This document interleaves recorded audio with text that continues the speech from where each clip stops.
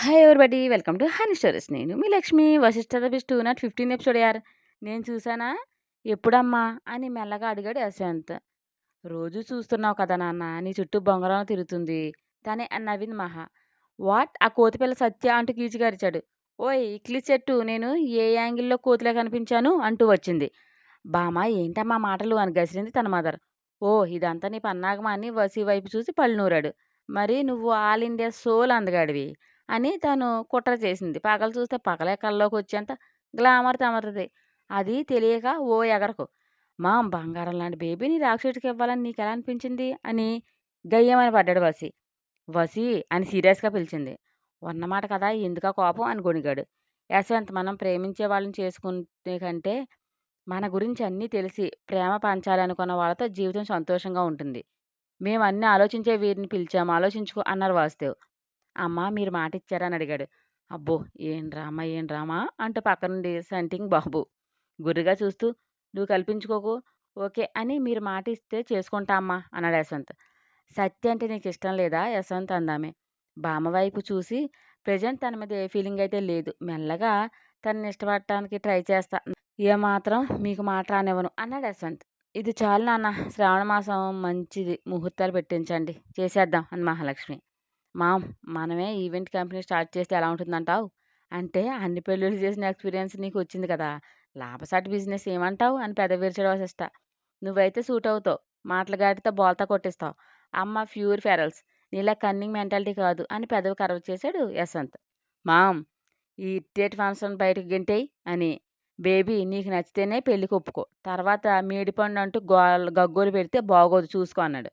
అవసరం తనకు ఎప్పటికీ రానివ్వను, అమ్మని అంకుల్ ఎంత బాగా చూసుకుంటున్నారో అంతకంటే బాగా చూసుకుంటా అని పొగరగా చెప్పాడు యశ్వంత్. ఎంత తింగరవాడు అంత బిజినెస్ ఎలా రన్ చేశాడో అని జాలిగా చూశాడు అరవింద్. అరవింద్కి కన్నింగ్ స్మైల్ విసిరాడు వసి. దండం స్వామి అన్నట్టు లిఫ్ట్ మూమెంట్ ఇచ్చాడు అరవింద్. వాసుదేవ్ దంపతులు అన్నీ మాట్లాడి పెళ్లి ఖాయం చేశారు. ముహూర్తం పెట్టించి కబురు చేద్దామండి అని చెప్పి వెళ్ళారు సత్య వాళ్ళందరూ. మౌనంగా చూస్తున్నాడు మౌనిష్. నేను బయలుదేరతా అమ్మా అని లేచి తమ్ముడి వైపు చూసి ముందుకు వెళ్తూ ఆగి వెనక్కి వచ్చి వాటేసుకుని నన్ను క్షమించు చిన్నా అన్నాడు యశ్వంత్. ఎలాంటి ఎక్స్ప్రెషన్స్ లేకుండా సైలెంట్గా ఉన్నాడు మౌనిష్. మౌని మాట్లాడు, ఆంటీ అంకుల్ కంటే నువ్వేమి గొప్పవాడు కాదు, తెంచుకుంటే తెగిపోదు రక్త సంబంధం అంది రెజీనా. మహాలక్ష్మి సేగ చేసింది. అప్పుడు హక్ చేసుకున్నాడు మౌనిష్. థ్యాంక్స్ రా అని ఎమోషనల్ అవుతూ పదండి ఇక నుంచి అందరం కలిసే ఉందాం అని. ఐఎమ్ సారీ మా కోపంలో నోరు జారాను అని రెజీనాకు సారీ చెప్పాడు యశ్వంత్. నాకు ఇలాంటి పట్టింపులు ఏమి ఉండవండి, అలా అయితే మీ తమ్ముడు ఇన్నిసార్లు తిట్టాడు అని హెయిర్ తీసి మరీ చూపించి పట్టించుకోదులే, అంతా బ్రాడ్ మైండ్ నాది అని నవ్వింది రెజీనా. నొసలు లిఫ్ట్ చేసి సీరియస్ లుక్ ఇచ్చాడు మౌనిష్. అల్లరిగా నవ్విందామె. హా ఛీ అన్న దులిపేసుకుంటా అని ఎంత చక్కగా చెప్పావో కదా అని వెక్కిరింతగా అన్నాడు మౌనిష్. మరి బంధాలు కావాలి, కోరుకున్న ప్రేమ దక్కాలంటే దులిపేసుకోక పాంచాలి పంచభద్రిక అని దుర్యోధనుడు పగ పెంచుకున్నట్టు పెంచుకోవాలా? అట్టాంటివి మన కాడ చెల్లవు. కోపం వస్తే కొట్టాలి, వెంటనే ప్యాంపర్ చేయాలి అంతే అందామె. బాగా చెప్పావమ్మా, అలాగే ఉండాలి. వీళ్ళకి దూరంగా అయినా ప్రతి ప్రేమ మీరు అందించాలి అంది మహా. అందుకే వాళ్ళు కూడా తగ్గాలి, అది చెప్పవే మామ్ అంటూ పుల్లవేశాడు వసి. నువ్వే కాదు ప్రేమించడంలో తోపువి, మేము కూడా చూపిస్తాం అని మంటగాని. త్వరగా రండి చిన్న అన్నాడు యశ్వంత్. వస్తారులే నువ్వు దయచేయి, నాకు తేళ్లు జేర్లు పాకినంత కంపరంగా ఉంది అని గుర్రుగా చూశాడు. నేనేమి నిన్ను వాటేసుకోలేదే ఇట్టేటి అవడానికి. నువ్వు త్వరగా ప్యాకింగ్ చేసుకుని వెళ్ళిపో, నేను ఎంట్రీ ఇస్తా అని వెళ్ళాడు యశ్వంత్. కార్ స్టార్ట్ చేసుకుని వెళ్ళాక కోపంగా వచ్చి మహా కంఠం పీక పట్టుకున్నాడు వసి. ఆవ్ మా ఆయన అన్యాయం అయిపోతారు నాన్న అని వెనక్కి బెండైంది మహా. మామ్ నువ్వెంత ఇట్టేట్ చేయాలంటే అంత చేస్తావు కదూ అని బుసలు కొట్టాడు. యశ్వంత్ మనసు మంచిది నాన్న, ప్రేమించే తోడు దొరికితే తనకు అన్నీ ప్రేమల వాల్యూ తెలుస్తుంది. నా బిడ్డకి ప్రేమించడమే నేర్పించా, పగ సాధించడం కాదు అని నవ్వింది మహా. ఈ సన్నాయి నొక్కులు బాగా నొక్కుతావు అని అలకగా మొహం పెట్టాడు. సరే సరే రెస్ట్ తీసుకోండి ఇక అని రూమ్కి వెళ్ళింది. వశిష్ఠ చేతులు పట్టుకుని ఇలాంటి బిడ్డలు అరుదుగా ఉంటారు బాబు, నా ఇద్దరు బిడ్డల కంటే మిమ్మల్ని చూస్తుంటే గర్వంగా ఉంది అన్నాడు రామకృష్ణ. చిన్నగా నవ్వి రెస్ట్ తీసుకోండి మావయ్య అని రూమ్కి వెళ్ళాడు వసి. అల్లుడిని చూసి బయటికి వెళ్ళింది కౌసల్య. డాల్ బ్యాక్ పెయిన్ వస్తుందా అని పక్కన కూర్చున్నాడు. టైల్స్ మీద తలపెట్టి ఏం చేసి వచ్చారేంటి అంది ప్రజ్ఞ. తల నిమురుతూ నేనేమడిగానే నిన్ను అని సీరియస్ లుక్ ఇచ్చాడు. ఈ సమయంలో బ్యాక్ పెయిన్ కామన్. దానికోసం చెప్పాలా నలకగా అంది. మూతి ముద్దుగా మొడవకు. మాకేదోదో అయిపోతుంది అని నవ్వి జరిగింది చెప్పి వాడు మనల్ని వదలడు అని నిట్టూర్చాడు. ఏం మాట్లాడలేదు ప్రజ్ఞ. అత్తాకోడలు ఇద్దామంటే తెడ్డామంటారు కదా! మీరేంటి మరీ ఇద్దరు ఒకే మ్యూజిక్ వాయిస్తారు అని డౌట్‌గా చూశాడు. అందంగా నవ్వేస్తూ మా అత్తమ్మని సూర్యకాంతంలా ఘాటా మనిషిని చేయాలని చూస్తున్నారా అంది. అలా ఉన్నా బాగున్నే మంచి ఎంటర్‌టైన్‌మెంట్‌గా అయ్యుండును అని నిద్రపోతున్న మిన్నూకి ముద్దు పెట్టి, ఎంత మెచ్యూరిటీగా ఆలోచిస్తుంది. యశ్వంత్ దరిదాపుల్లోకి కూడా వెళ్ళలేదు తెలుసా అని మురిచాడు. దూరంగానే ఉండనివ్వండి. వాళ్ళతో స్నేహం తప్ప ఏ బంధం మనకొద్దు అంతే. నా బిడ్డలు నాకే అంది ప్రజ్ఞ. నా డాల్‌కి పార్షియాలిటీ ఉంది అని బుగ్గల మీద ముద్ర వేశాడు. నేను ఆడదాన్నే. నాకు స్వార్థం ఉంటుంది సార్ అని కళ్ళని రోల్ చేసింది ప్రజ్ఞ. క్యూట్ డాల్ అని పక్కన చేరాడు వశిష్ఠ. డేస్ పాస్ అవుతున్నాయి. అన్నట్టుగానే యశ్వంత్, సత్యభామ పెళ్లికి ముహూర్తం పెట్టించారు. సింపుల్‌గా గుడిలో చేసుకుంటాం. రిసెప్షన్ పెట్టుకుంటాం అనటంతో పెళ్లి ఏర్పాట్లు గుడిలో చేశారు. కన్యాదానం నుండి అన్ని క్రతువులు పూర్తి చేసి మాంగళ్యధారణ చేసే సమయం ఆసన్నమైంది. యశ్వంత్ పక్కనే ఉంది మహాలక్ష్మి. తప్పక అటెండ్ అయ్యారు వశిష్ఠ దంపతులు. దూరంగా చైర్‌లో కూర్చున్నారు. యశ్వంత్ పరిచయం, తనని వెంటాడి వేధించడం అన్నీ కళ్ళ ముందు రీల్లా తిరగ్గా తన జీవితం ఎన్ని మలుపులు తిరిగింది. ఎన్ని బాధలు, అవమానాలు, కష్టాలు అన్నీ గుర్తుకు రాగా వసీ చేతిని గట్టిగా పట్టుకుంది ప్రజ్ఞ. తన తలని భుజం మీద వాల్చుకుని చేదుని నెమరు వేసుకోకూడదు డాల్ అని సున్నితంగా మందలించాడు వసి. జ్ఞాపకాలు తరచి చూసుకుంటుంటే అన్నీ నేనే ఫేస్ చేశాననిపిస్తుంది హబ్బీ అని చిన్నగా నవ్వింది. ఒకందుకు యశ్వంత్‌ని క్షమించాలే. వాడే కనుక అలాంటి రాంగ్ స్టెప్ వేయకపోతే నీకోసం నేను ఇంకా వెతుకుతూనే ఉండేదాన్నేమో.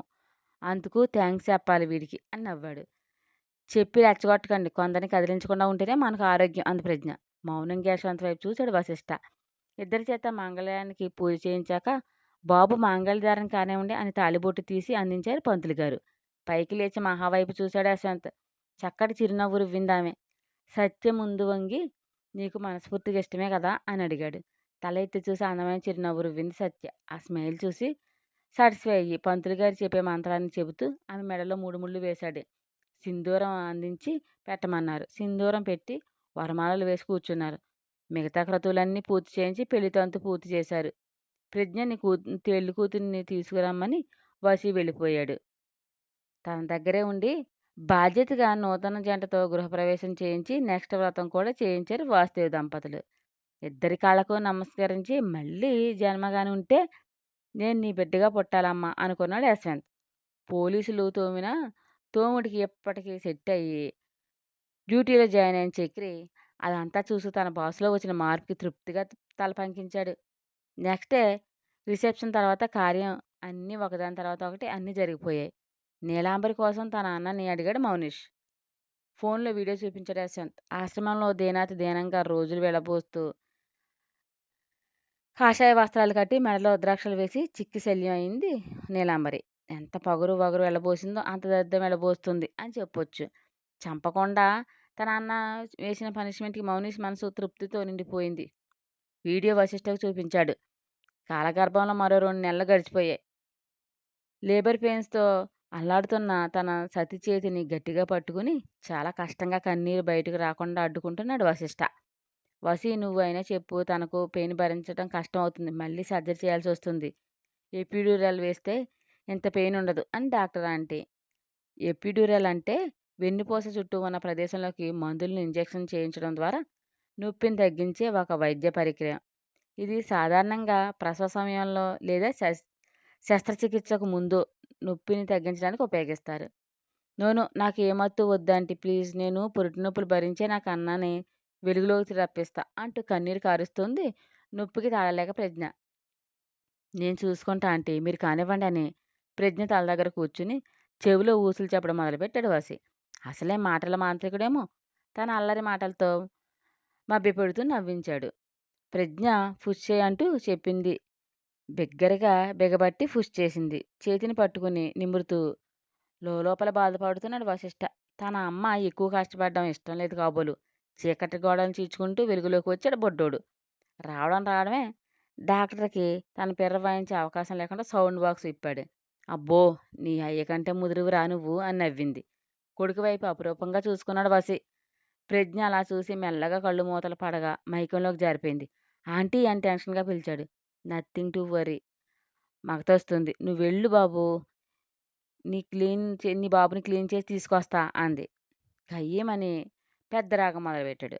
"రేయ్ బాబా! నీ డాడీ ఎక్కడికి వెళ్ళడు. కరవకు" అంది.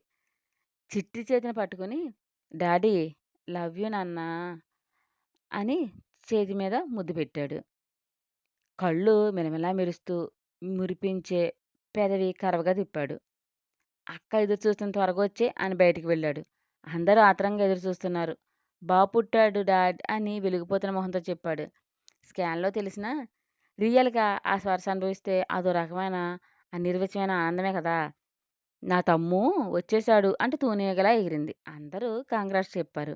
థాంక్ యూ అని మిన్ను నెత్తుకుని ముద్దులు పెట్టాడు వసి.